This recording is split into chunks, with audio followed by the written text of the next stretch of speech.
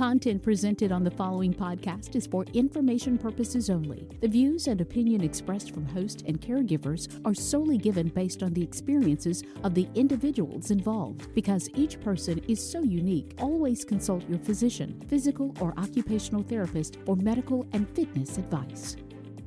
Are you struggling to help your aging parents or disabled spouse to do everyday personal care tasks? Are you concerned about them falling or you injuring yourself? What is the task that is so difficult for you to help them to do? You are not alone. We can help. Call in and tell us your challenge. Here, you can receive practical tips and strategies from an occupational therapist and from other caregivers like yourself. And here is your host, Consuela Marshall. Hello, I'm Consuela, and I'm an occupational therapist. And on this podcast, you get to learn about your role as a caregiver. You get to embrace your limitations, learn how to best provide for the needs of your loved one in a safe and efficient manner. And you get to know that you're not alone.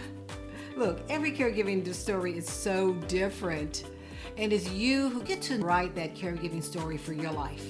You get to learn how to take care of your loved ones. You get to learn how to accept that you cannot do it all.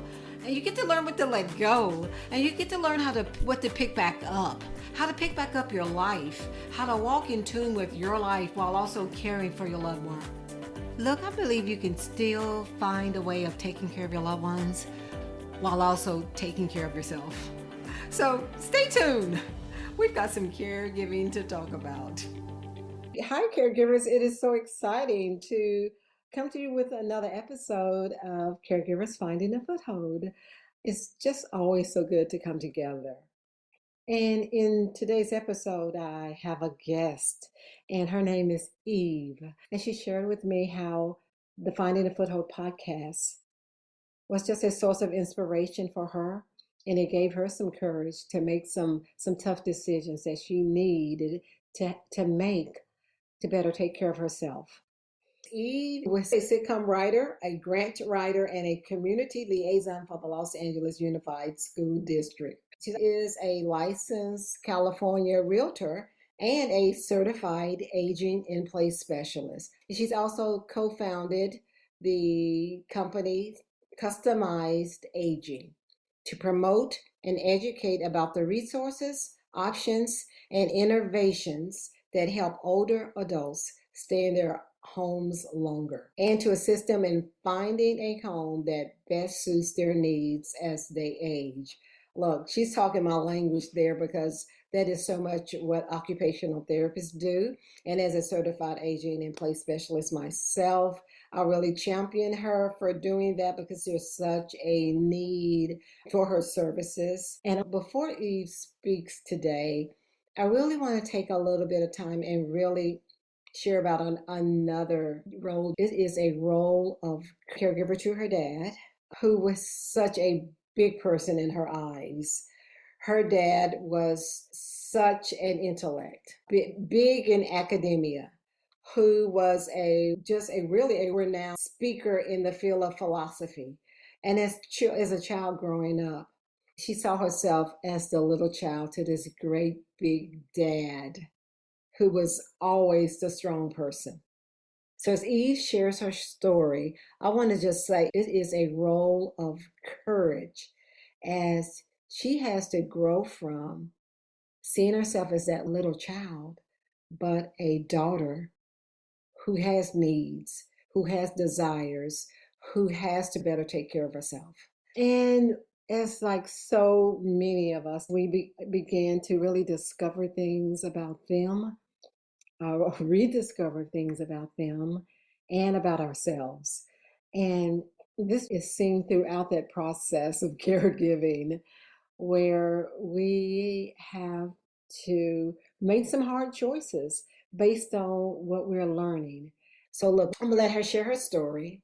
And at the end of her story, you're gonna hear how she shared about her dad's life and how she honored him at the end of his life. So listen in. For over half a century. Yeah. He was a spiritual leader and a spiritual seeker his whole life. He asked the big questions. He helped people. And he divorced my mother when I was in my 20s, and he remarried a younger woman. And about a year, almost exactly a year ago, his wife died suddenly. Her heart stopped, she died. And it was a terrible, wrenching situation. He was devastated, and I was called in to care for him like immediately. And I had never been in that position before. He was always, the big father, the boss, the authority. And all of a sudden had developed some dementia. And all of a sudden he was brought to his knees, and I was completely rocked. He was mourning his wife. And then a few months into that, because he had so many balance issues, he fell, he hit his head, he went to the hospital, got a concussion, his dementia got pretty severe, and he came home on hospice. He couldn't walk anymore. He had 24/7 care, but I still was going up there every few weeks and doing what I could and going over there every day and sitting with him and trying to have a conversation, but his speech was going, his hearing was gone. It was very hard. And also, because we hadn't had those difficult financial conversations before his wife died, we were in a position where he had made a lot of decisions that didn't involve us as his kids, and we were not in control of his finances or his medical care. So all the things that we wanted to do to help him, to get him the physical therapy that maybe would help him to at least stand up again, we weren't in control of that. And the person that had the medical power of attorney wasn't interested in that. So we were fighting constantly just to try and get him some sort of, he was screaming for help to get out of that bed, and we couldn't help him because we weren't in charge of his medical care. The documentation that he put in place before this was everything was going to go to his wife. She was 15 years younger than him, and everything was going to her. And my brother and I didn't feel any reason to contest that or have a problem with that. That's who my father was. He wants everything for his wife. Okay. But then she died. And here's where it does get a little, I don't know that people really understand this, or because, and I don't really, because growing up, like I said, he was pretty private about his finances, and he put a different person in charge. He put a different person as the trustee of his estate, not us, not his kids. And we thought that was strange, but okay, that's our father. But we're finding out now that that was highly unusual, that he didn't place us as trustees and executor. And I don't know why he didn't. I don't know. I don't want to say he didn't trust us, because that just would be too freaking painful. Right. But it's that thing of like seeing your child as a child, and we didn't stand up to him. So I guess we just didn't challenge that. We didn't challenge that he might not have trusted us, or he might think that he wants an objective party to take care of his estate. But that doesn't make sense to us. He just kept all that separate from us. So like I said, so when it comes to that, I'm always between being really, really angry and feeling an impotent rage, as my brother and I called it, and then saying, okay, but let's care for our father. Let's just, what are we going to do? But fast forward to now. You clearly see that you need to find that courage in yourself. But as my father would say, so much comes from experience. He tells this story, which I don't think we have time for.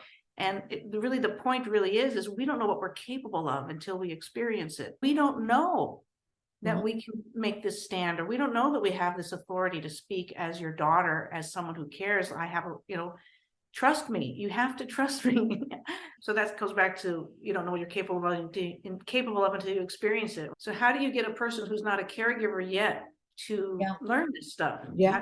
How do you entice them to say, no, this is important now? Now, identify, first of all, as a caregiver, that you are a caregiver. And then you also help with that with your podcast, because I was like, I'm going there every few weeks. I stay there for a few hours a day, or maybe I stay overnight. But you said, even if you're calling him every day from somewhere else, you're still a caregiver. Yeah. So it would be helpful to impress upon people the definition of what a definition of a caregiver is. It's not necessarily changing diapers. It's right. Oh no. I mean, caregiving starts when caregiving probably started years ago. Yes. Because he was hard of hearing, so we'd have to be patient. We'd have to yell. Does that count as being a caregiver when you're, when you're making all these modifications because of where they are and their age? Absolutely. So, I mean, it's really valuable. Do you see the benefit of caregivers getting in support groups? Yes. I mean, that's really what helped me so much listening to your podcast during this past year. I would hear you say things like, even if you have to leave to take care of yourself, even if they're crying, even if they're yelling, you can walk away so you can come back later. And I would say that to my father when and I had to leave, I had to get out. He says, "You're betraying me." And I said, "I need this so I can come back."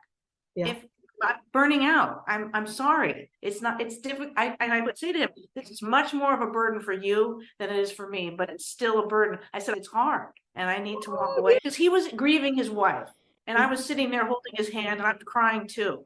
It was really hard, you know, but to see him in that state, and I never imagined he would be brought that low.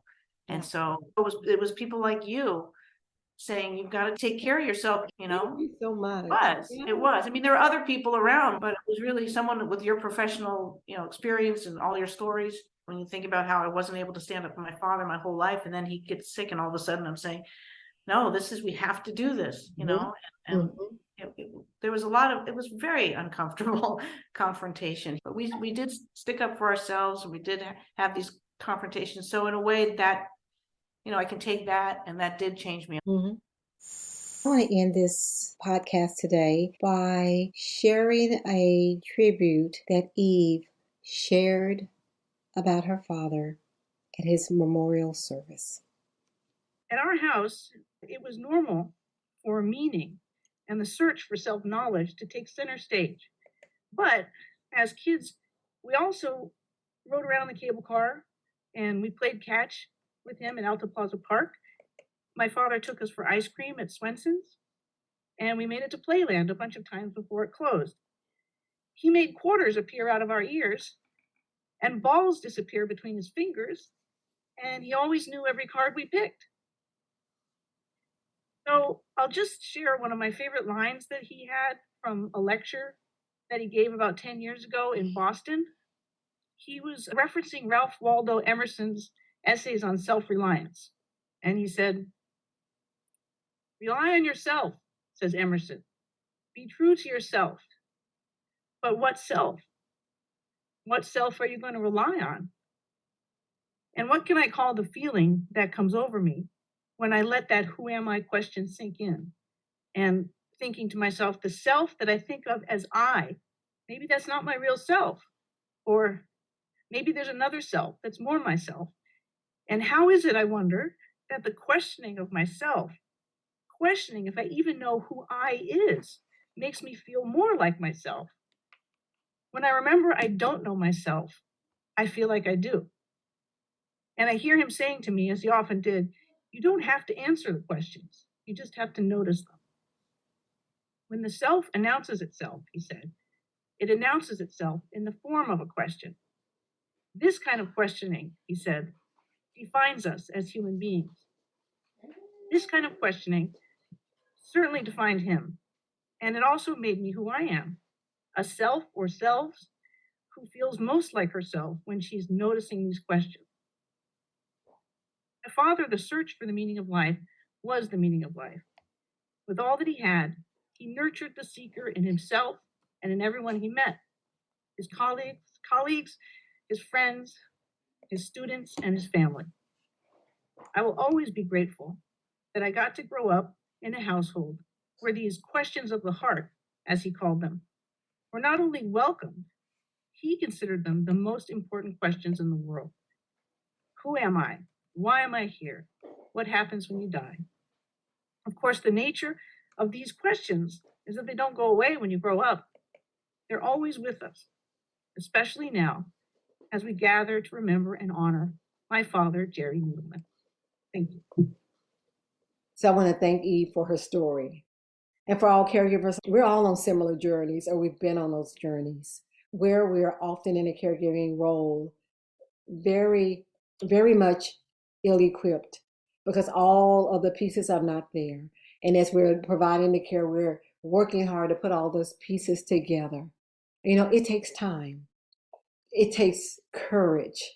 And it takes continuing to make those changes in order to protect yourself while also doing your best to try to protect your loved one as much as you can. And that was demonstrated in Eve's life as she began to identify as a caregiver and being able to then surround herself with people who are on a similar journey and being able to glean knowledge from them to be able to step into a better place of courage that helped her to set limits for her life in how to care for her dad. And hopefully you've heard something today that's going to cause you to, even in your role as a caregiver now, look at what are some things that you need courage to talk about. Talk about right now where you are at on the caregiving journey.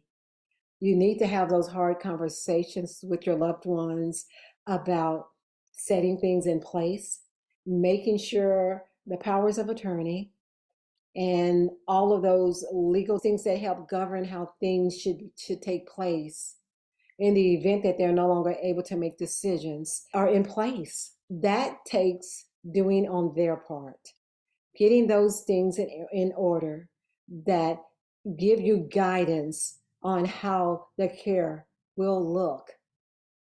So I want just to encourage you right now to reach out to an elder care attorney to get those advanced directives in place, and also to learn how to put in place those boundaries in your life that help you to better take care of yourself. And so I want to thank you for being here today and taking part in this podcast. And hopefully you've heard something today that's going to cause you to better take care of yourself. And so as always, I want to say thank you so much for being a caregiver, for showing up and doing your best.